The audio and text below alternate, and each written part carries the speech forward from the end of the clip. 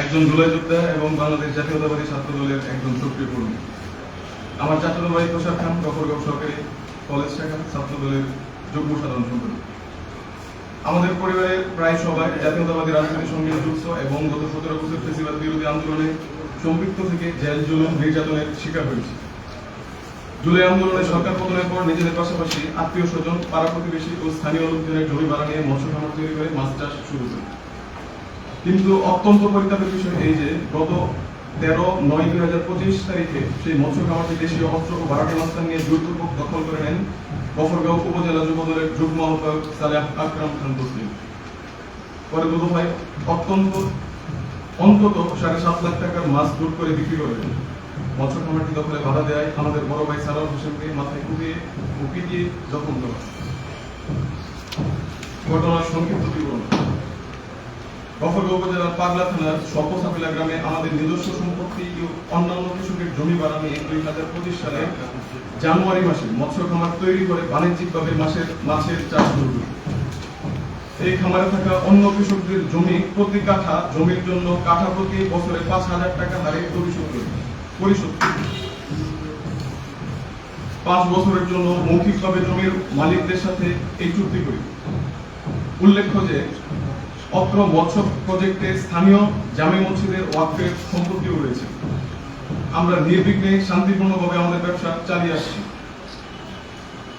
আমাদের পূর্বে এই মৎস্য প্রজেক্টে আমার আত্মীয় স্বজন ও প্রতিবেশীদের কাছ থেকে জমি ভাড়া লিজপূর্বক বার্ষিক চুক্তিতে ভাড়া নেয় বিবাদী যুবদল নেতা সালেহ আকরাম খান তসলিম, পিতা আবুল হাশেম খান সর্বসাপী। কিন্তু 2020 থেকে 2023 সালে 3 বছর আমাদের অর্থাৎ আমরা যারা জমির মালিক তাদের প্রায় সকলেরই 3 বছরের জমির ভাড়া বাবদ কোনো টাকা পরিশোধ করে নেয় যুবদল নেতা সালেহ আকরাম খান তসলিম।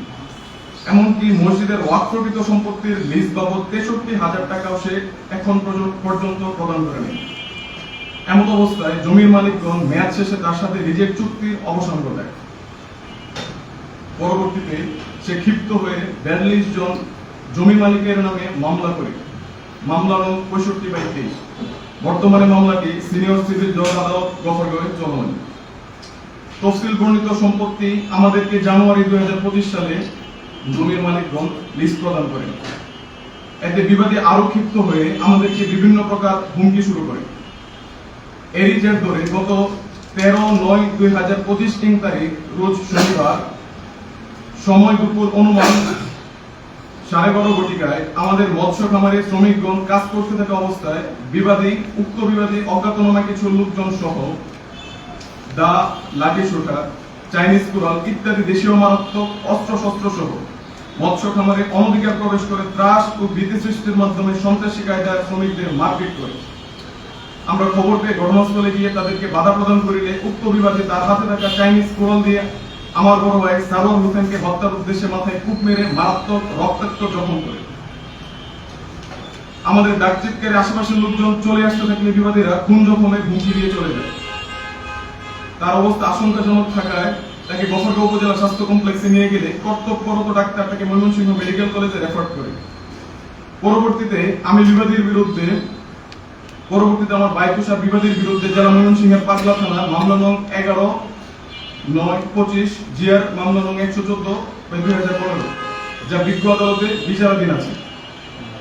এরপর থেকে যুবদল নেতা তসলিম ক্ষমতার দাপট দেখিয়ে বিভিন্ন প্রকার হুমকি প্রদর্শন করে যাচ্ছে, যা এখনো চলমান।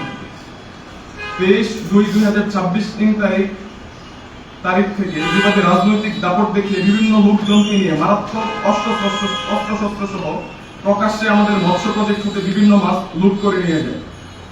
তসলিম বাহিনীর হাতে লুট হওয়া মাছের মূল্য প্রায় 7.5 লক্ষ টাকা। যুবদল নেতা তসলিম হুমকি দিচ্ছে পরবর্তীতে আমরা বা আমাদেরকেও মৎস্য খামারের আশেপাশে গেলে আমাদেরকে খুন করিয়া ফেলবে। উক্ত জমি নিয়ে বিরোধের জের ধরে বিবাদী যে কোনো সময় আমাদের জানমালের ক্ষতি সাধন করিতে পারে। উল্লেখ থাকে যে বিবাদী তসলিমের নিজের বা তার পৈতৃক নিজস্ব 1% জমি নেই। আমরা নিম্ন তফসিল বর্ণিত সম্পত্তি মৎস্য চাষ হতে বঞ্চিত হয়ে আর্থিকভাবে অত্যন্ত কষ্টে মানবেতর দিয়ানিপাত করছি। বিলে মোট 350 কাঠা সম্পত্তির আমার এবং আমার আত্মীয় স্বজনের বা চাচার সম্পত্তির পরিমাণ হচ্ছে 40 কাঠা, যা টোটাল সম্পত্তির 10 ভাগের 1 ভাগ।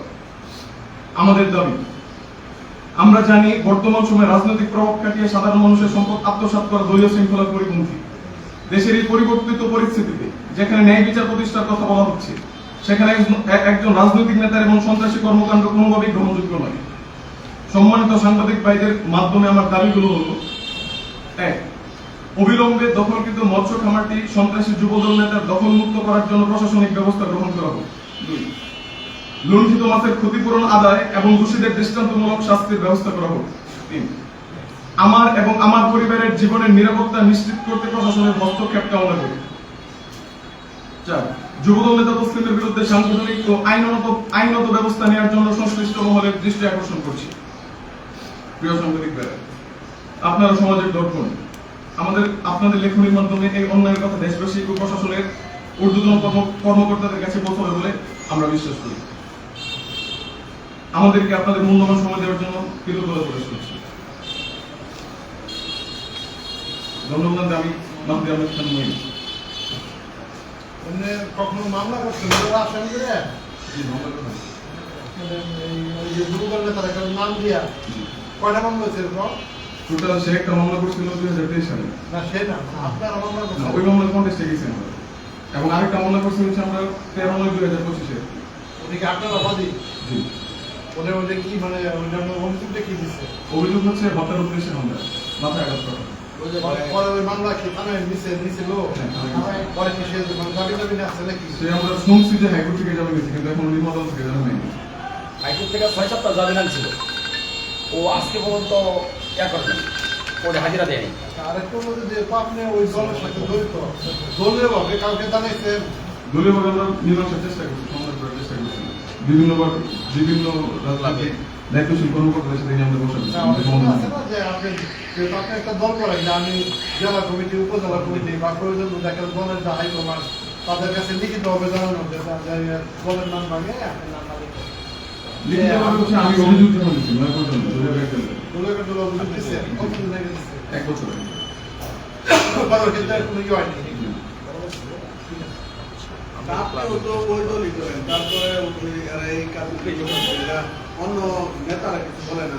যে ওনারা বলছে নিষেধ করছে, তাকে নিষেধ শোনেন বর্তমান এমপি লোক নাকি না অন্য লোক? এটা আমরা জানি না। সে বলে সবার সাথে তার সুসম্পর্ক।